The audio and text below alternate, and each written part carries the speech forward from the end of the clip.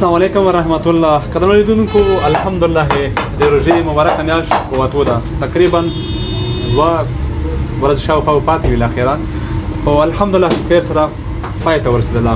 هر هغه چا چې په دې میاشته کې خیراتونه وکړل، زکاتونه یې وکړل، تر بیچارهو خلک یې ورڅول، الله دې ټولو ته اجرونه ورکړي. الحمدلله موږ د ورور سره د لومړی قرارداد کړی و، د روژې اول نه شروع دغه د اخره پورې 10 ورځې مکملې پوره کېږي او ښایسته ګرمې ډوډۍ ورکولې ورته. دوی ته بې کار ته وړله نو او ده به کار کې وخه نه ډکوله. اوس فقط څو خانې به پاتې وي استاده؟ تقریبا 2 خانې پاتې شوي، نور هغه 10 انشاءالله پوره کېږي. او استاده د الله پاک اجرونه ورکړي. الحمدلله ښه ډوډۍ ورکړې ده، موږ ډېر ترې خوشحاله یو. ما چې څومره پوښتنه کوله الحمدلله ښه ډوډۍ ورکوله. نو دغه د روژه په ختمېدو ده، خدای خبر چې به روژې ته بیا ژوندي به وو که نه به وو، والله اعلم. خو راځئ په خپل لاس باندې ښه وکړو او بیچارهو خلکو سره یې وکړو. د ده موږ سره د پیسو حق پاتې و، خپل حق انشاءالله ادا کوو، دته موږ خپلې پیسې هم ورکوو.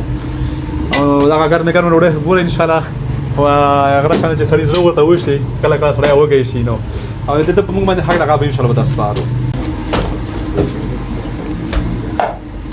څه ده حق ورسېدو؟ بلکل ورسېدو.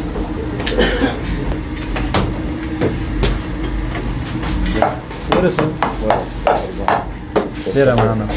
واقعیت ډېره ایمانداري یې وکړله په دې خپل کاروبار کې.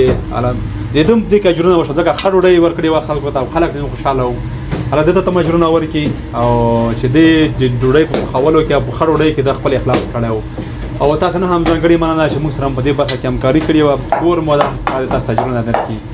دا خپرونه ته پای ته رسوو تر بلې روژې چې بیا ډوډۍ پروګرام موږ شروع کوو. تر هغې خدای په امان. شایو موږ داسې غمجن شایو، زړونه مو په